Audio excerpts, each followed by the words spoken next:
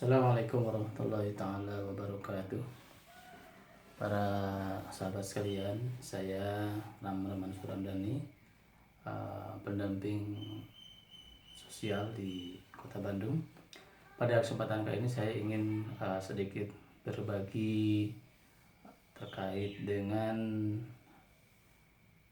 stunting yang menjadi tugas dalam pelatihan yang sedang saya laksanakan. Saya ingin menyampaikan terkait dengan modul 1 yang disitu disampaikan dalam materi itu terkait dengan stunting.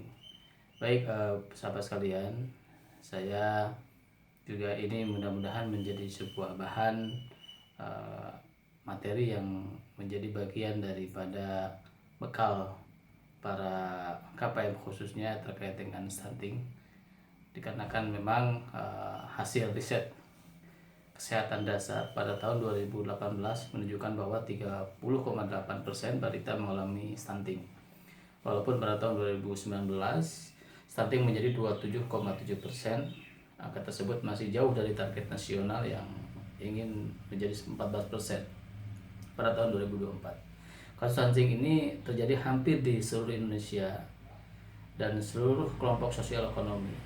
Jadi ini adalah sebuah masalah yang harus diselesaikan oleh kita bersama dalam rangka untuk menyelesaikan permasalahan stunting ini. Baik, saya ingin menjelaskan terkait dengan materi ini. Yang pertama ingin dijelaskan terkait dengan konsep diri, karena ini adalah sebuah kesadaran yang harus kita lakukan, bahwa itu diawali dari kita dulu. Jadi, konsep dirinya adalah sebuah cara individu memandang dirinya secara utuh, fisikal, emosional, intelektual, sosial, dan spiritual. Ini merupakan sebuah pandangan, ya, pengenalan diri kita melalui pemahaman konsep ini agar kita betul-betul memahami siapa kita. Kemudian menginjak kepada permasalahan terkait dengan pengertian stunting. Ya, stunting ini adalah sebuah kondisi di mana anak memiliki tinggi badan yang tidak sesuai dengan usianya. Ya, ini adalah sebuah keadaan di mana bagaimana kita melihat bahwa kondisi anak ini tidak sesuai dengan pertumbuhan badannya. Ini adalah permasalahan yang harus kita hadapi. Stunting ini sering terjadi pada periode masa 1000 hari pertama kehidupan, ya, atau mungkin periode masa emas pertumbuhan anak, ya, dimulai sejak terbentuknya janin sampai anak berusia 2 tahun. Ya. Penyebab stunting ini bermacam-macam, ya. Di antaranya adalah kekurangan gizi. Ya, kurang gizi ini mulai dari janin, ya, mulai dari dia dikandung di rahim ibunya. Ini bisa jadi terjadi kekurangan gizi dan akan menyebabkan pertumbuhan anaknya terhambat. Kemudian yang kedua, kurang imunisasi. Nah, ini kesadaran dari orang tua yang betul-betul harus menjadi pelajaran, ya, bahwa imunisasi itu penting, ya, bagi pertumbuhan anak. Kemudian yang ketiga adalah tidak melakukan pola hidup sehat, ya, tidak mencuci tangan dengan air mengalir tentunya, kemudian tidak pakai sabun, ya, karena kalau kita tidak melakukan pola hidup sehat, ya, kita akan mudah terdampak bakteri, ya, yang masuk ke dalam tubuh kita. Ini akan menyebabkan juga terhambat pertumbuhan anak. Kemudian juga terkait dengan tidak memanfaatkan jamban sehat atau tidak memakai jamban sehat. Nah, ini adalah sebuah permasalahan, ya, dikala kita melakukan buang air besar sembarangan. Ini akan akan memberikan dampak banyaknya penyakit di sekitar kita. Kemudian yang berikutnya adalah tidak melakukan stimulasi atau rangsangan kepada anak. Rangsangan itu penting, ya, mulai dari masa anak dikandung oleh ibunya. Ini perlu diberikan rangsangan, perlu diberikan stimulasi, karena anak itu sudah bisa merasakan bagaimana kasih sayang orang tua, bagaimana perasaan orang tua itu sejak masa di dalam kandungan, ya. Kemudian juga stimulasi ketika anak baru lahir, ya. Stimulasi ketika anak usia-usia tertentu. Ini juga ada tahapan-tahapan yang harus kita penuhi. Kemudian berikutnya adalah malas atau jarang datang ke fasilitas kesehatan, minimal posyandu atau layanan kesehatan yang ada di sekitar kita. Nah, ini kadang-kadang ya permasalahan ini sering terjadi karena mungkin ketidakfahaman dari seorang ibu, dari keluarga, ya, itu yang menurut mereka tidak penting datang ke posyandu. Apa-apaan sih keberadaan ke posyandu? Hanya cuma nimbang anak, hanya mengukur anak dan sebagainya. Di posyandu itu banyak ilmu yang bisa kita dapatkan, ya. Minimal kita bisa konsultasi tentang kesehatan, minimal kita bisa mengetahui perkembangan anak.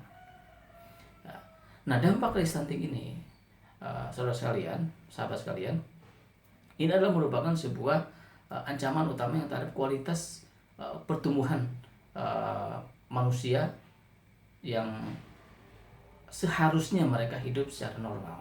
Ya, ini ancaman, ya. Ini akan membuat bagaimana kalau stunting ini tidak diselesaikan. Ini akan membuat ancaman nanti pada pertumbuhan anak-anak negeri kita, ya, pada pertumbuhan anak-anak kita ke depan.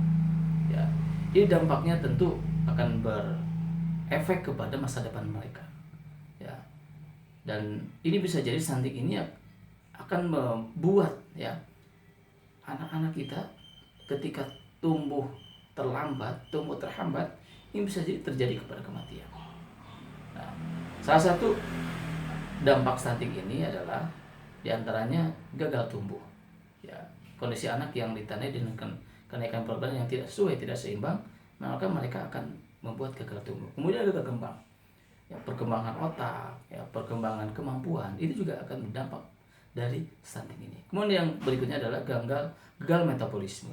Gagal metabolisme terkait dengan gagalnya pertumbuhan sel-sel tubuh pada anak. Ini merupakan sebuah kelainan genetik yang mengakibatkan gangguan pada metabolisme sehingga zat pertumbuhan dan perkembangan yang berperan dalam metabolisme sel ini akan hilang. Kemudian, nah ini yang berikutnya adalah kesadaran diri untuk pencegahan terhadap penanganan stunting. Nah, ini perlu peranan yang sangat-sangat penting bagi kita. Peran inilah yang perlu menjadi sebuah bahan pemikiran kita. Ya, kita harus betul-betul, ya, mencegah ini semua dari hal-hal yang diantaranya adalah memperhatikan gizi anak. Kemudian kita harus rajin mencuci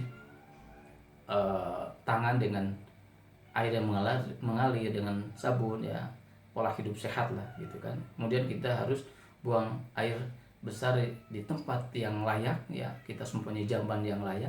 Ini juga salah satu permasalahan yang harus kita selesaikan bersama-sama, karena kadang-kadang, ya, di sekitar rumah kita jika ada yang belum mempunyai tempat yang layak untuk buang air besar, harus kita tangani bersama-sama. Kemudian lindungi anak dari berbagai penyakit yang berbahaya dengan imunisasi yang lengkap dan tepat waktu. Ini juga salah satu pencegahan. Kemudian pemberian stimulasi yang baik kepada anak sesuai dengan masanya, sesuai dengan jenjangnya. Ya, kemudian juga mengakses layanan masyarakat dan informasi yang tepat, ya, sehingga kita tidak salah paham, kita tidak salah tempat, juga kita tidak salah dalam menangani permasalahan-permasalahan yang kita hadapi. Saudara sekalian, mudah-mudahan dari materi yang saya sampaikan ini menjadi bekal bagi kita semuanya, dan mudah-mudahan ini menjadi salah satu solusi yang diberikan melalui program penanganan stunting ini oleh pemerintah untuk memperbaiki pertumbuhan masa depan anak-anak kita. Demikian yang saya sampaikan, mudah-mudahan ada manfaatnya, dan mohon maaf jika ada materi-materi atau hal-hal yang salah, hal-hal yang kurang. Inilah menjadi bagian dari tugas kami untuk menyampaikan terkait dengan stunting ini, menjadi tugas saya dalam rangka syarat untuk mengikuti pelatihan yang sedang saya lakukan. Demikian, terima kasih. Assalamualaikum warahmatullahi taala wabarakatuh.